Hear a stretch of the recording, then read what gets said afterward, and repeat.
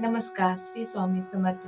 तर आता गुरुचरित्र ग्रंथाचं पारायण बऱ्याच जणांनी सुरू केलं असेल आणि यामध्ये बघा बऱ्याचशा गोष्टी आपल्यासोबत घडत असतात आणि यामध्ये तुम्हाला प्रश्न पडला असेल किंवा तुम्ही ऐकले असेल की दत्त महाराज, स्वामी महाराज आपल्या घरी येतात का? आपली परीक्षा घेतात का? किंवा साक्षात आपल्या घरी येतात का?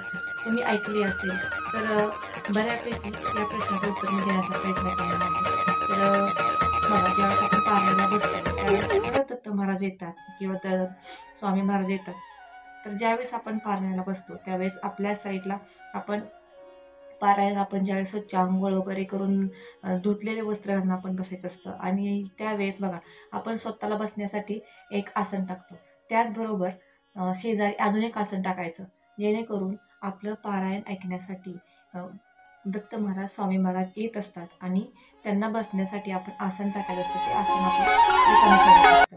तर ते येत असतात आणि त्या काळात बघा ज्यावेळेस आपण पारायणाला बसलो असतो त्यावेळेस बघा आपलं पारायण चालू असतं, आपलं वाचन चालू असतं. त्यावेळेस बाहेर कोणी ना कोणी येत असतं किंवा त्या काळामध्ये म्हणजे त्या 7 दिवसाच्या काळामध्ये आपल्या दारावरती कोणी ना कोणी येत असतं बघा.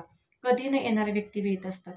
जसं की कुत्रा येतो आणि कुत्रा नाही आला तर मांजर तरी नक्कीच येतं बघा आणि कोणी ना कोणी अ, भीक मागण्यासाठी येतात. भीक म्हणजे आपण त्यांना भिकारी म्हणू शकत नाही. पण बघा दत्त महाराज, स्वामी महाराज कोणाच्याही रूपामध्ये येतात. जसं की बघा दारावरती भाकरी मागण्यासाठी येतात किंवा कोणी ना कोणी दान मागण्यासाठी येतात, दक्षिणा मागण्यासाठी येतात.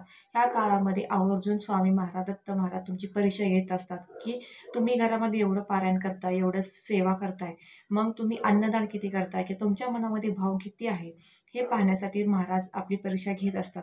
तर काय करायचं अशा वेळेस जेव्हा आपल्या दारावरती कोणी पण येऊ द्या, मग तो एखादी भाकरी मागण्यासाठी येतं किंवा कोणी धान्य मागण्यासाठी येतं, त्यांना रिकाम्या हाताने पाठवायचं नाही.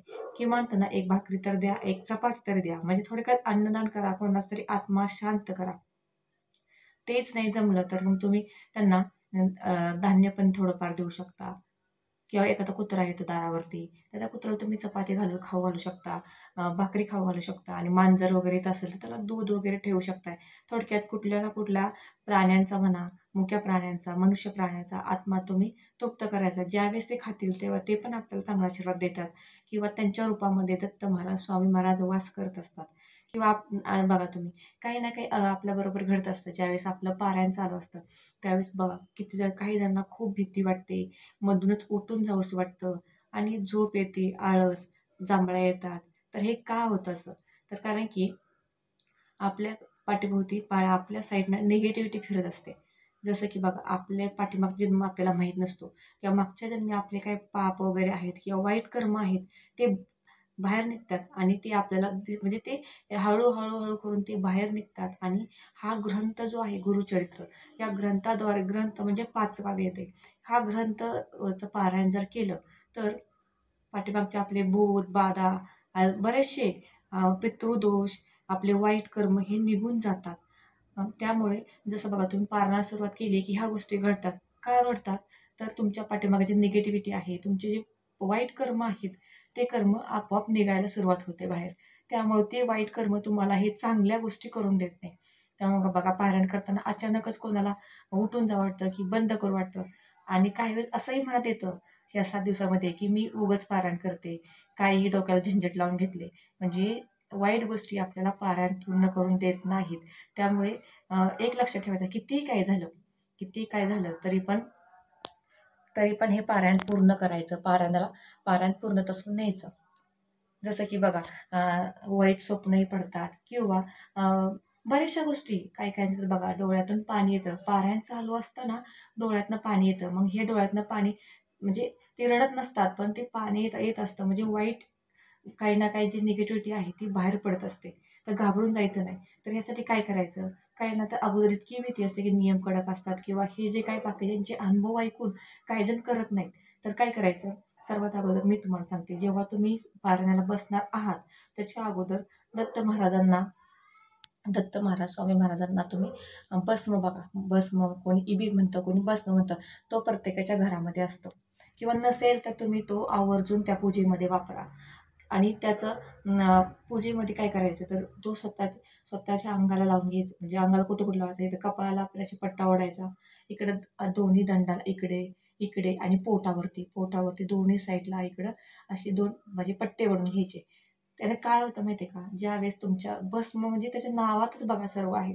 हा भस्म आहे ना, की सर्व आपल्या मागे निगेटिव्हिटी येते, आपल्या वाईट शक्ती येते किंवा साईडनं जी निगेटिव्हिटी फिरत असते, त्याला भस्म करण्याचा प्रयत्न करते आणि ती निगेटिव्हिटी तिथेच भस्म होते. म्हणजे आपल्याला पारायण काळात त्रास होत नाही. हा माझा स्वतःचा वैयक्तिक अनुभव मी तुमच्याबरोबर शेअर करत आहे. म्हणजे डोळ्यात पाणी येणं, झोप येणं, जांभळ्या येणं, उठून जाऊशी वाटणं, ह्या गोष्टी जी घडतात ना, ह्या गोष्टी घडत नाहीत. त्यामुळे भस्म तुम्ही नक्की आवर्जून वापरा. आता तुमचं पारायण जर चालू असेल आणि भस्म तुमच्याकडे नसेल, तुम्ही दुकानात सहज मिळतं तुम्हाला. जिथं पूजापाठचं साहित्य मिळतं, त्या दुकानामध्ये भस्म तुम्हाला मिळेल. तिथून तुम्ही भस्म घ्या. जर भस्म नसेल, तर तुम्ही ज्यावेळेस तुमचं पारायण सुरू करता, त्यावेळेस 7 दिवस ती रक्षा आपल्याला फेकून द्यायची नाही. ती रक्षा जमा करायची. त्या रक्षेचं काय करायचं, ती रक्षा पण तुम्ही पारायण सुरू असताना कपाळाला वगैरे लावू शकता किंवा पारायण झाल्यावरती पण ती रक्षा आपल्याला लावायची. त्यानं तुमचं संरक्षण होतं आणि हा त्रास फक्त पहिले 3 दिवस जास्त होतो.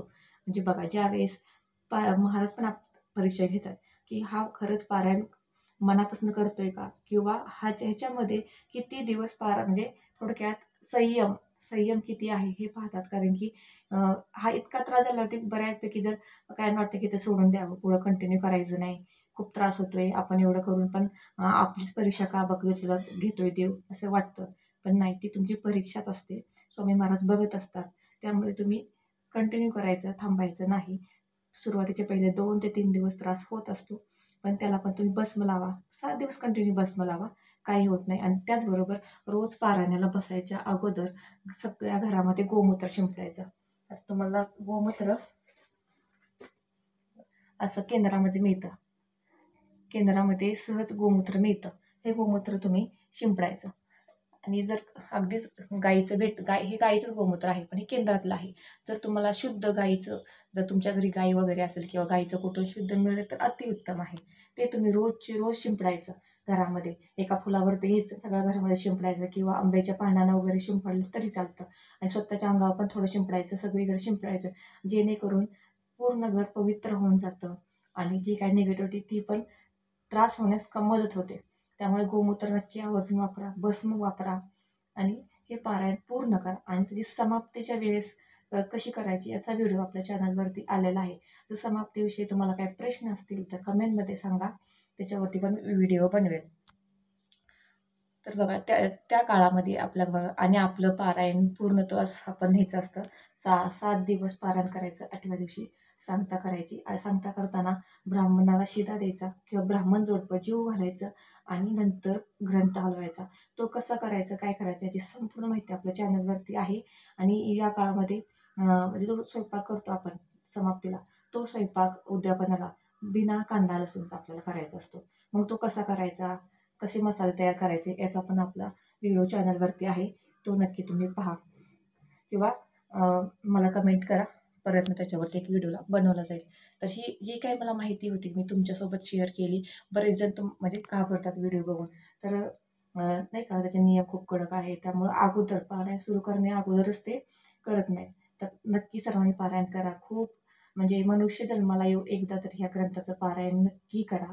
आणि खूप म्हणजे एवढे काही अवघड नियम नाहीत. फक्त आहे ते नियम कडक आहेत. ते काटेकोरपणे पाळायचे. फक्त 7 दिवसाचा प्रश्न असतो. 7 दिवस हे नियम पाळायचे, पारायण करायचं. खूप चांगला फरक जाणवतो. स्वतः माझे अनुभव आहेत. मी हा अनुभव तर पुढे व्हिडिओमध्ये तुम्हाला शेअर करणारच आहे. तर हा व्हिडिओ तुम्ही इथंपर्यंत पाहिल्याबद्दल खरंच खूप धन्यवाद. व्हिडिओ शेवटपर्यंत पाहिल्याबद्दल पुन्हा एकदा धन्यवाद. भेटूया पुढच्या एका छानशा व्हिडिओसोबत. माहिती आवडली असेल तर लाईक करा, शेअर करा आणि चॅनलला सबस्क्राईब करा. आणि कमेंटमध्ये श्री स्वामी समर्थ, श्री गुरुदेव दत्त लिहायला विसरू नका.